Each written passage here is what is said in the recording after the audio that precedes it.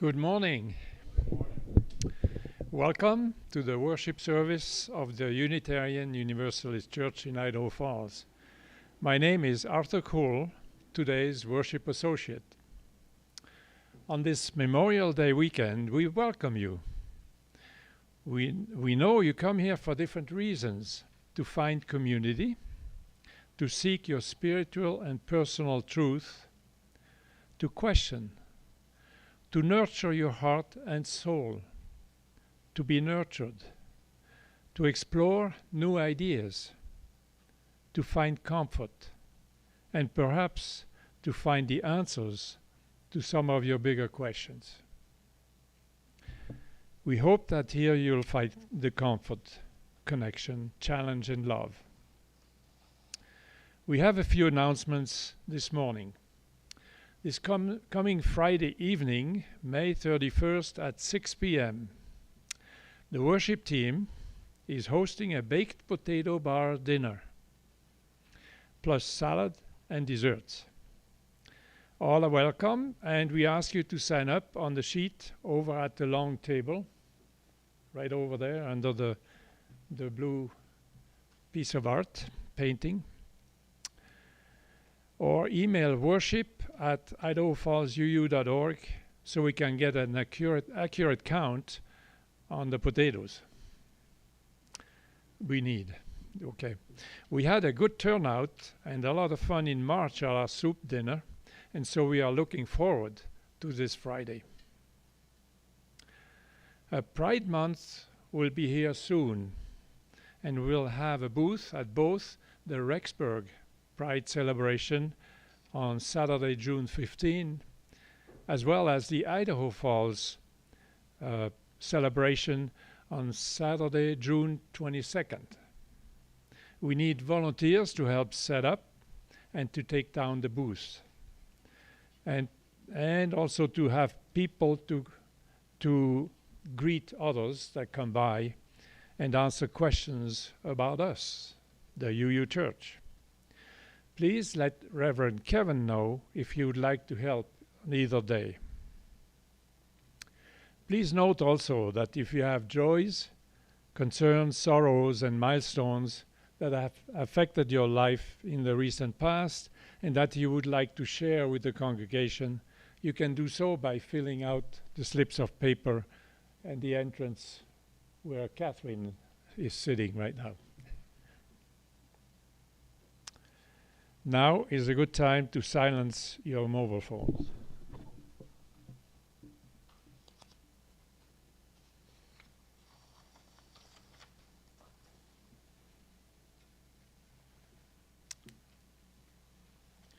I invite you now to find a comfortable position. Close your eyes for a moment and enter into the spirit of worship with the following words. May we be reminded here of our highest aspirations and inspired to bring our gifts of love and service to the altar of humanity. May we know once again that we are not isolated beings, but connected in mystery and miracle to the universe, to this community, and to each other.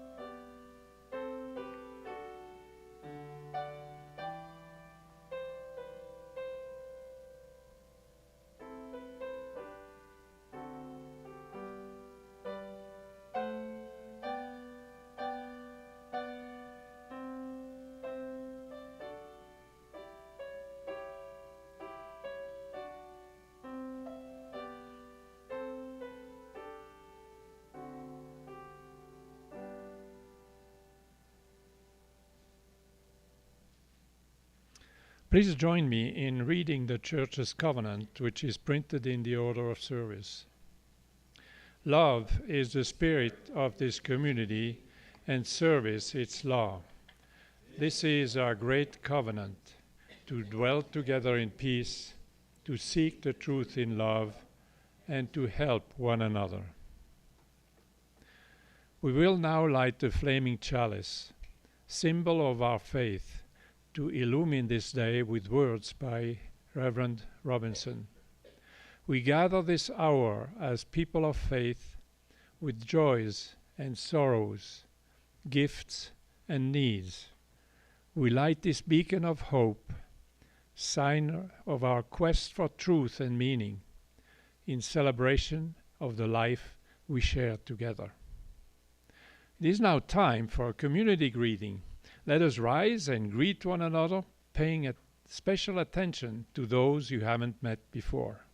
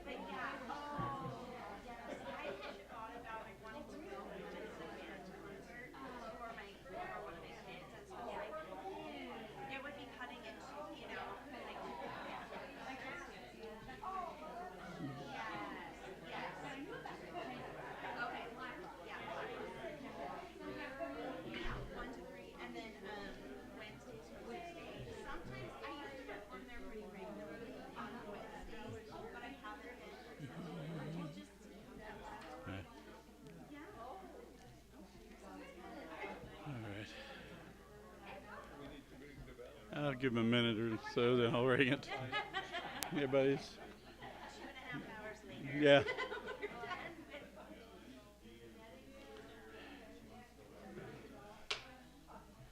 Everybody's.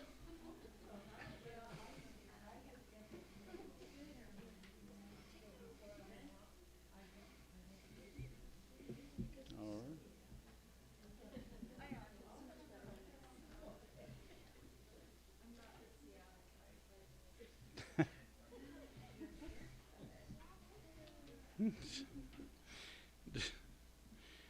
All right. Well, good morning again. Our call to worship this morning is the poem "I Do Not Have to Go to Sacred Places" by Mary de la Valette. I do not have to go to sacred places and far-off lands. The ground I stand on is holy. Here in this little garden I tend, my pilgrimage ends. The wild honeybees, the hummingbird moths, the flickering fireflies at dusk are a microcosm of the universe. Each seed that grows, each spade of soil is full of miracles. And I toil and sweat and watch and wonder and am full of love, living in this place, for truth and beauty dwell here. I invite you now to rise in body or spirit and join in singing our opening hymn, number 12, O Life That Maketh All Things New.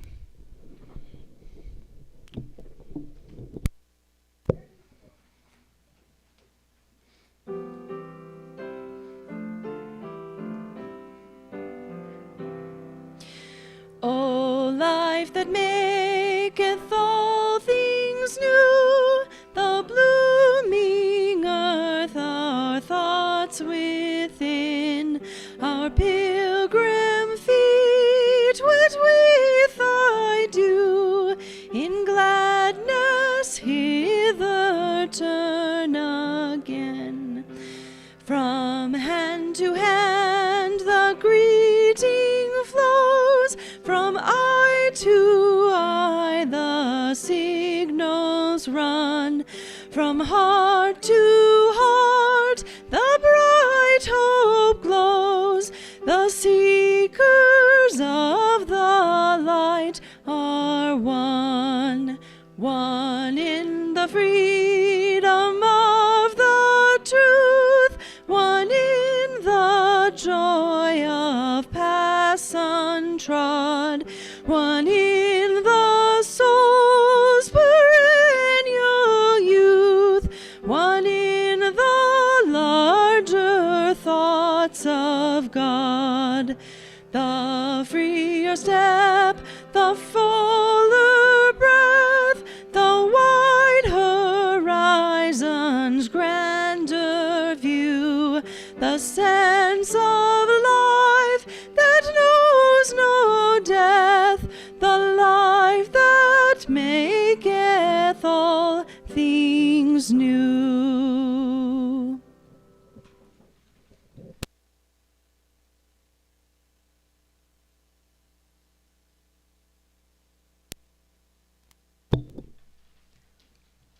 Well, good morning again. I'm going to share a Sioux tale that involves the crow and the magpie. And as we all know, crows and magpies are very vocal and argumentative birds, but they have their reasons.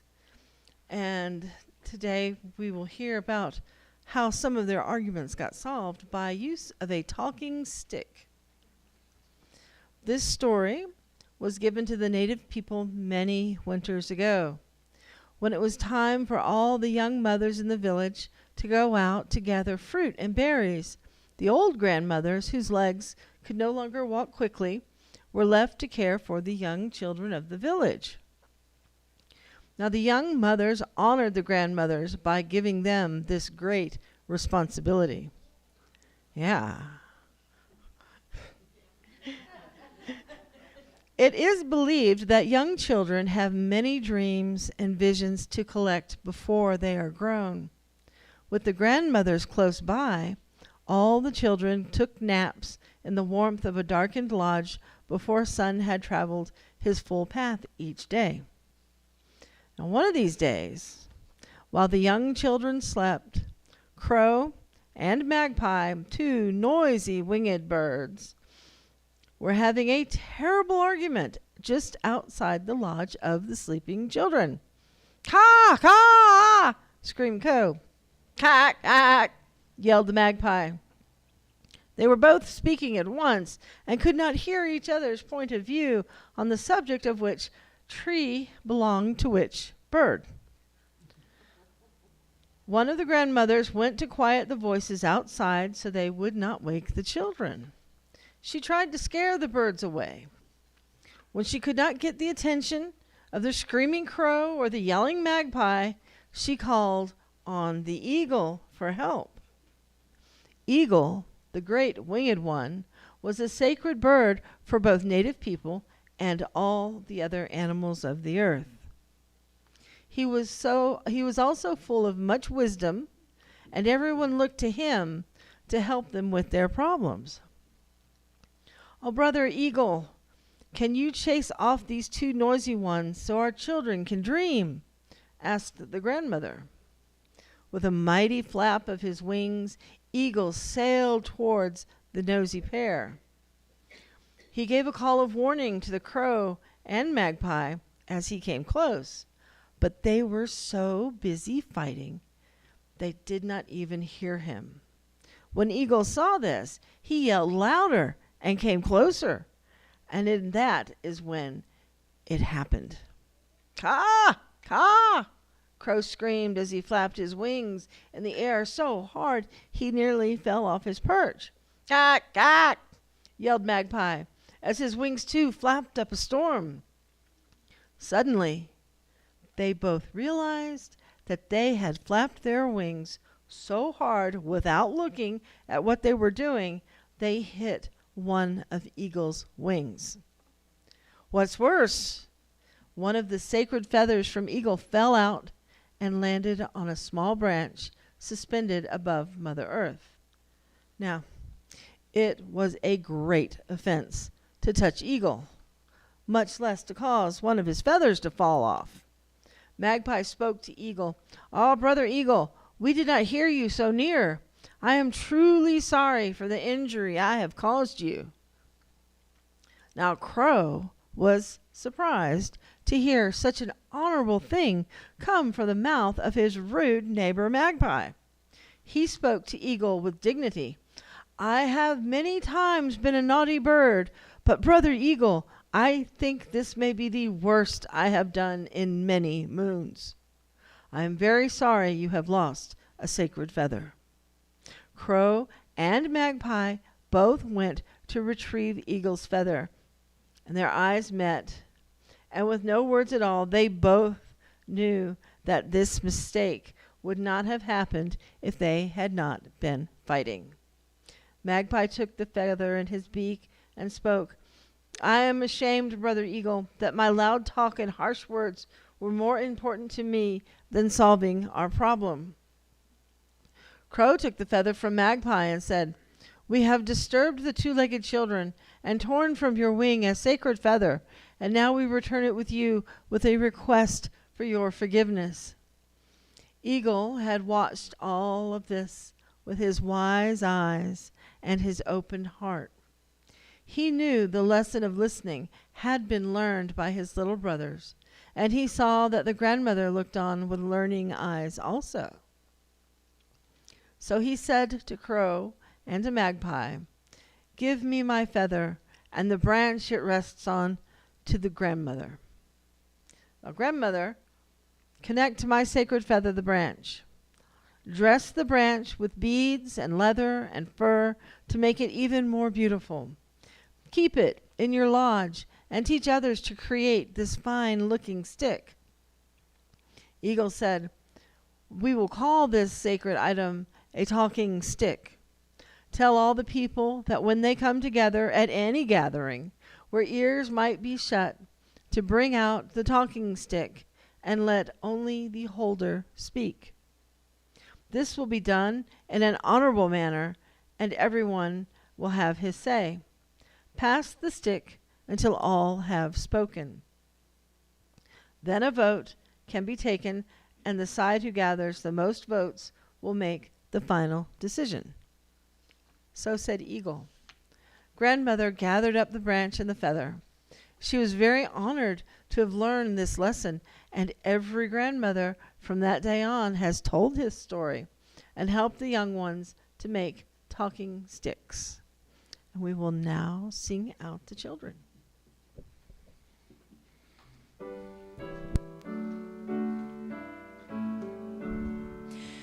As we leave this friendly place, love give light to every face.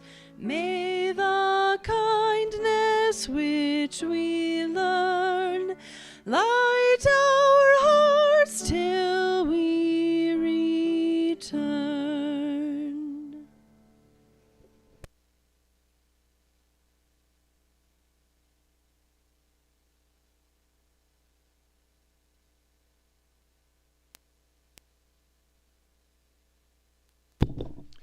Let us now dedicate time to our joys, concerns, sorrows, and milestones, a time to share with this religious community events that have affected your life in the recent past, and to speak for those who we want to hold in our thoughts. I have one from Heather Cook. "My surgery went well. It's healing nicely." One from Jim Sathy, a concern. "Extensive use of pain medication has caused severe stomach issue. Rosie has decided to forego all public activities for a week.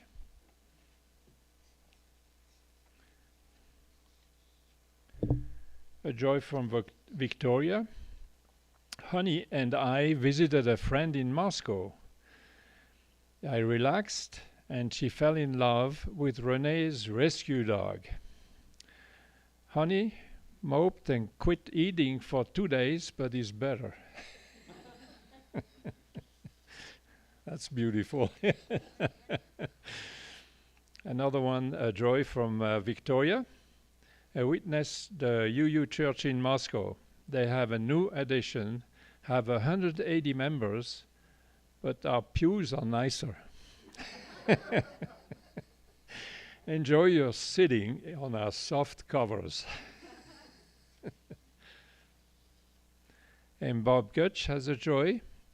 Alan McCready has donated a number of new humanist books to our library. They will be added to the shelves shortly. Thank you, Alan. That's nice. And I have now a joy.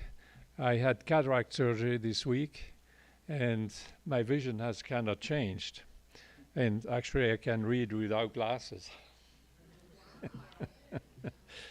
At least the big print for the sermon. Okay, we light one last candle to lift up these joys and concerns, as well as the ones that remain in the silence of our hearts.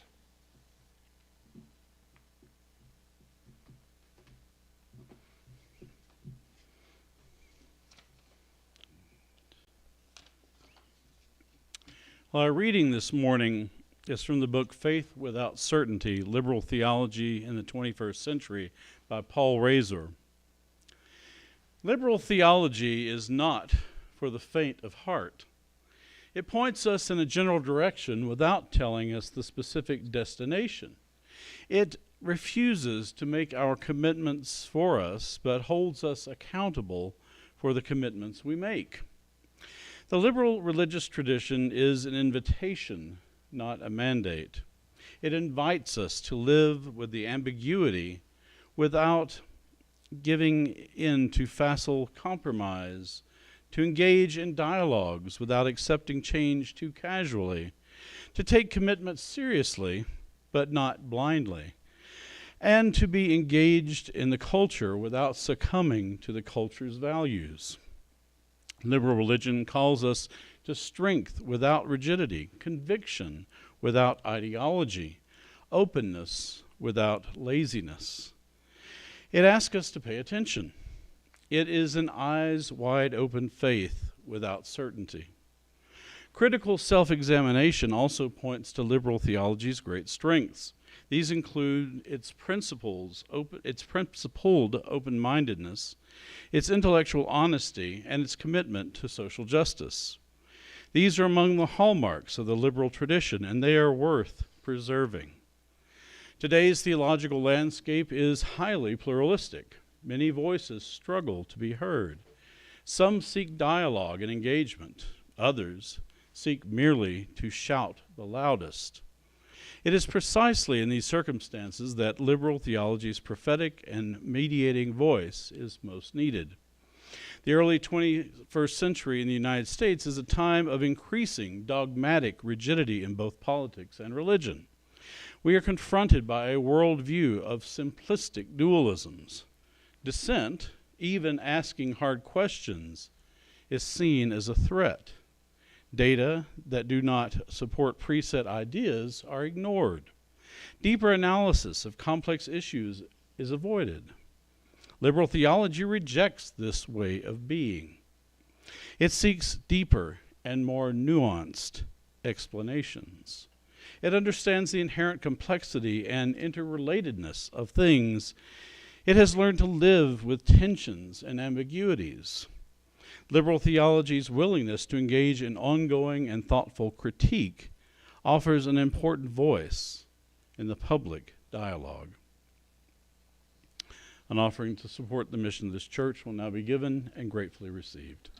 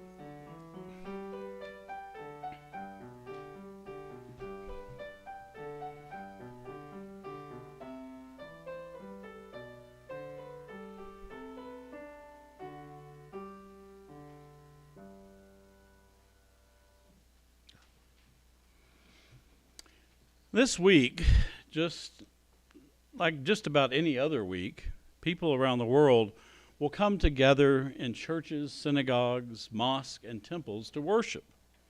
They will set aside a special time and space to contemplate what is sacred in their lives, using familiar rituals and language that connects them to the holy in whatever form it takes. For many people, the sacred is found in the veneration of God, or perhaps several gods, and it is hard for them to consider the idea that the sacred could be centered on anything else. Though organized religion has been on the decline for decades, most Americans still say they believe there is something divine that is greater than us, often called a higher power, and that they feel that he, she, they, it deserves our worshipful attention, whether we are motivated by awe and love, or simply the fear of the consequences of failing to show the proper respect. For others, including most Unitarian Universalists, life itself evokes feelings of the sacred, or perhaps it is the feeling of awe and wonder we experience in the beauty of the natural world, or when we behold the immensity of the cosmos. The sacred can be found in nature without appealing to anything supernatural or otherworldly. The sacred has many faces and is known by many names. Muslims recount 99 names for Allah in their prayers, such as the merciful, the benevolent, the compassionate, the sublime, and the loving one. And in the Hindu sacred text, the Mahabharata, there are 1,000 names for Lord Vishnu, including giver of peace, the all-knowing, and the protector. In the Judeo-Christian tradition, God is seen not just as the almighty creator of heaven and earth, but as a comforting mother in the book of Isaiah, a midwife in the Psalms, and as a wife in the book of Malachi. In Exodus, God is simply, I am, the very source of being. People through the ages have envisioned the divine in ways that inspire awe and even terror. But at the same time, we can only imagine the attributes of the divine in terms of our highest ideals and aspirations. How could God be anything but compassionate and loving and still be God? This opens the question of how we know what is sacred anyway. How do we decide what is holy and even deserving of worship? Or what, as the theologian Paul Tillich described it, we hold to be our ultimate concern. Almost a century ago, the Romanian historian and philosopher Mircea Eliade attempted to articulate the various ways in which the sacred has been revealed to humankind, and he coined the term hierophany to describe it. The word comes from the Greek words literally meaning sacred and reveal. It is a mysterious process in some respects, and the nature of what we experience as sacred changes dramatically from culture to culture.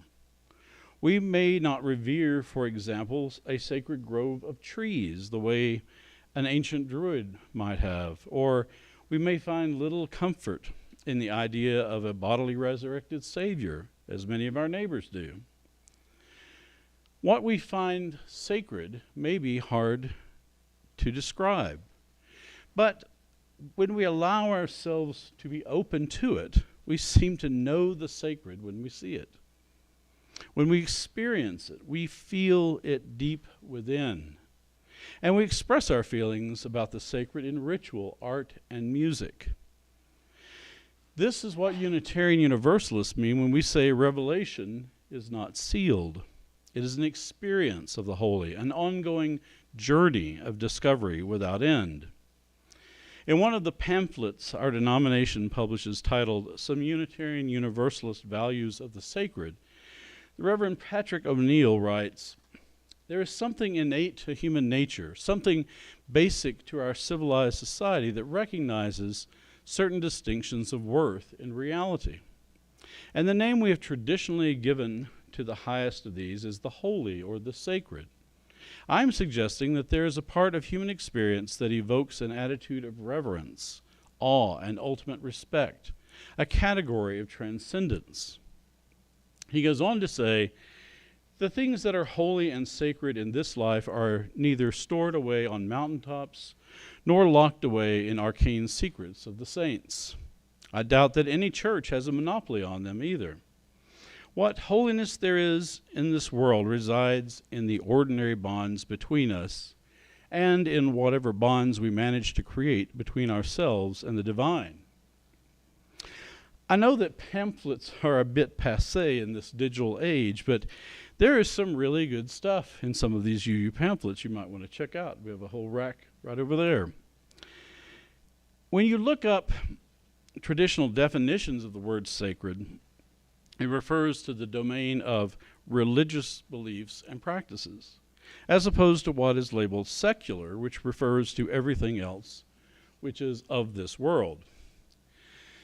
This definition fits well if you see the sacred as something wholly other, and that's holy with a W, or as some kind of transcendent supernature. But I'm not sure this definition works for most Unitarian Universalists. It is true that we hold a tremendous diversity of beliefs, and many of us feel connected to a sacred mystery or spirit of life. But our faith encourages us to also recognize the sacred in the ordinary, to find what is holy in what Mary de la Valette calls the little gardens of our lives.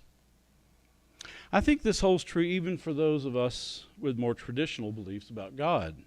In our search for truth and meaning, we see all sorts of possibilities. We see the miracles of interdependence in nature and in our relationships with one another. We do not all think alike or believe alike, nor are we asked to do so by our liberal faith. We do not rely on only one sacred text or creeds that profess a certainty of sacred beliefs. Ours is a faith without certainty, as Paul Razor says. But contrary to what many outsiders think, it is not a faith without a solid sacred foundation. It is often hard to explain this to people who are used to traditional images of religions centered on the supernatural. I know many people, including some of my own relatives, who simply can't comprehend what we are all about, or how anyone could be attracted to a faith with such open questions about spiritual truth in the first place. And since we are a relatively small religious movement, most people you meet do not know anything about us. People sometimes confuse us with the Unification Church, better known as the Moonies, or they assume we are some other New Age cult. We really should do a better job of evangelizing our faith. In 2004, Carol Keaton Strayhorn, who was the controller of the state of Texas at the time, even tried to withhold tax-exempt status from a new UU congregation because we did not fit her idea of what a, quote, real religion looked like. Her main justification was that Unitarian Universalism, and I quote, does not have one system of belief. It was incomprehensible to her that atheists, Buddhists, humanists, and even Christians could find sacred commonality in a single religious community. But of course, we have been doing this every week in more than 1,000 congregations across America for a very long time. Fortunately, her legal counsel quickly nullified the rejection on the grounds that scrutinizing the religious philosophy of an organization was blatantly overstepping her authority. But with the divisive political climate these days, I wouldn't be surprised to see other attempts to denigrate our faith in the future. Before I move on from my thoughts about the sacred, I should say something about what I see are the biggest dangers of imagining the sacred as solely concerned with the supernatural. If the divine is believed to be wholly other, what does this imply for human beings? Are we created in imago Dei, in the image of God, as traditional Christian doctrine describes? And if so, does this mean we too are something apart from nature? Those who would answer yes often find it easier to justify the exploitation of the natural world. If we are something other and have special dominion over the earth, it can be tempting to use resources as we see fit, with reckless disregard for the web of life. Likewise, something as fundamentally natural as human sexuality can be seen as something unholy, and as such it becomes a means of subordinating women and demeaning anyone who does not conform to gender identity and preference norms. I'm not saying these are the only possible conclusions that can follow from such thinking, but they are unfortunately very real responses that are already impacting the lives of many people and the overall health of the planet. So, having muddied the waters a bit about the idea of the sacred, let us consider its opposite, which can also get a little complicated. Rather than the term secular, I prefer to use the term profane, which is considered a synonym of secular by some definitions. I prefer to reserve the word secular to refer to, in a natural way, things that are related to this physical world, and as I've already described, this can include the sacred. I like the term profane because it carries a connotation of contempt or rejection. In common use, the word profane has become associated with vulgarity, and maybe this works for me too in some ways. I do not see the profane in the natural world because I cannot imagine creation to be in some fallen state or anything but good. It is a wondrous evolutionary journey of the universe. So where does this idea of the profane then reside? One way of contrasting the sacred and profane is to see the profane as the opposite of everything we stand for and hold sacred. And while we may see the sacred as something apart from humanity, a definition of the profane seems entirely rooted in this world as a product of human behavior. We would be hard-pressed to see the sacred in the suffering caused by natural disasters or tragic accidents. But there can be opportunities for grace even in the midst of such sorrow. To define the profane, we have to enter into the realm of ethics and morality. Only human beings are responsible for the denigration of other human beings. We create injustice, bigotry, intolerance, fundamentalism, and senseless violence. We go beyond instinctive behavior into willful, myopic self-centeredness and exploitation. And often we act in ways contrary to our own professed values and beliefs. In traditional language, we are all poor sinners in need of redemption. When we realize this, I believe it hints at another way we should look at the profane. We must acknowledge that the profane is the world as it really is, even as we see the sacred in the world at the same time. All of those things that are counter to our values and principles are present in the world because they are present in the hearts and minds of people, either in us or in others. Human nature is neither all good nor all bad. The world of humankind is a blending of the sacred and the profane. But that doesn't mean we must simply give up and ignore what is profane or allow it to flourish. We can certainly work to minimize the profane in whatever form it takes. And though I do not believe in most of the fundamentals of traditional Christian doctrine, I think the message in the parables that scholars believe are authentic to the Jesus tradition are some of the best spiritual wisdom that human beings have developed to address this reality of the human condition. Some of you attended the class I did on the parables a couple of years ago, so you know I am passionate about this topic. You could preach a whole sermon on about any of the parables, even the shortest ones. But for now, let me just say, in general, that the underlying message of Jesus' teachings in the parables is a juxtaposition of the sacred and the profane for ultimate effect. In the kingdom of heaven, or what we might call the beloved community, Jesus suggests that the dichotomy of sacred and profane no longer has meaning. The sacred and profane are commingled and indistinguishable. There is no longer poor and rich, unclean and clean, Jew or Gentile, for all will experience the kingdom of heaven.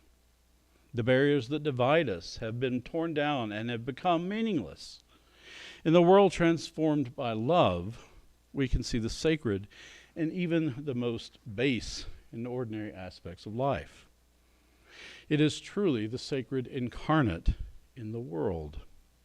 I only wish more Christian preachers and believers would understand and focus on this message instead of the divisive focus on who is saved and who is not. The idea of the profane in the world laid bare and transformed by love until the sacred and profane are indistinguishable is a message that should stir the hearts of any Unitarian Universalist. Ours is a faith that calls for transformation. As individuals, we are transformed through spiritual growth in sacred community. And empowered by our personal transformation, we are then called to bear witness to the profane and become the agents of change. This is why I say our religion is truly secular, meaning that it is grounded in this world. We are motivated by our beliefs, but more importantly, we act with sacred intention and love. This is our prophetic work today, and this has always been our prophetic work. Mircea Eliade said, to whatever degree he may have desacralized the world, the man who has made his choice in favor of a profane life never succeeds in completely doing away with religious behavior. I agree, but I don't think that it is a stark choice between religion and desacralizing the world in favor of the profane.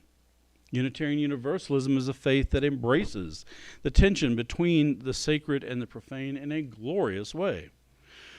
We are profound spiritual seekers who recognize the sacred all around us, but we remain committed to transforming the real world we inhabit, warts and all. We see both the sacred and the profane in our eyes wide open faith. And we act with a holy unrest to break down the barriers. We are motivated by hope to live lives of purpose in a world that seems increasingly polarized into a choice between secular consumerism and religious fundamentalism. Our faith offers a middle way that can heal this divide. We should be shouting this from every rooftop. Let anyone with ears to hear listen. I invite you once again to rise in body or spirit and join in singing our closing hymn, number 8, Mother Spirit, Father Spirit.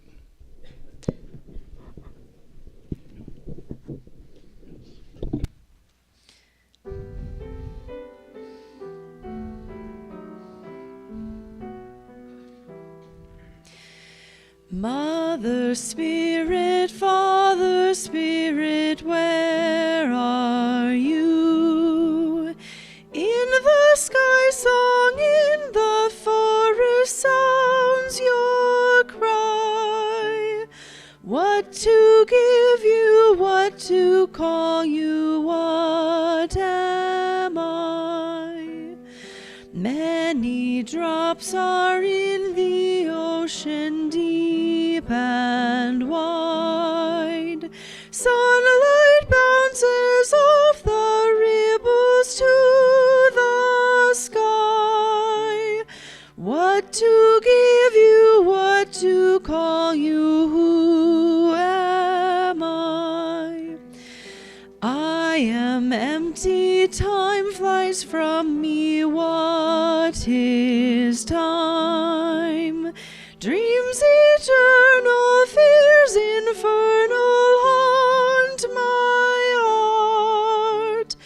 What to give you, what to call you, oh my God. Mother Spirit, Father Spirit, take our hearts, take our breath, and let our voices sing our parts.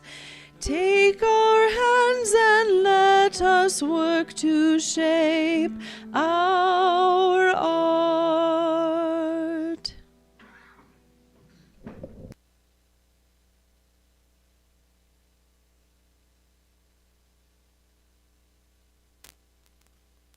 Our closing words are the poem Leaves and Blossoms Along the Way by Mary Oliver. If you're John Muir, you want trees to live among. If you're Emily, a garden will do. Try to find the right place for yourself. If you can't find it, at least dream of it. When one is alone and lonely, the body gladly lingers in the wind or the rain, or splashes into the cold river, or pushes through the ice-crusted snow. Anything that touches. God or the gods are invisible, quite understandable, but holiness is visible entirely. Some words will never leave God's mouth, no matter how hard you listen. In all the works of Beethoven, you will not find a single lie. All important ideas must include the trees, the mountains, and the rivers. To understand many things, you must reach out of your own condition.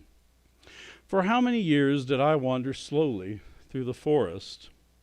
What wonder and glory I would have missed had I ever been in a hurry. Beauty can both shout and whisper, and still it explains nothing. The point is, you're you, and that's for keeps.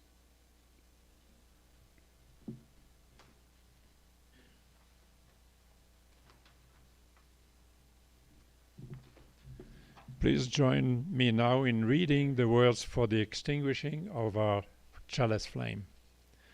We extinguish this flame, but not the light of truth, the warmth of community, or the fire of commitment. These we carry in our hearts until we are together again.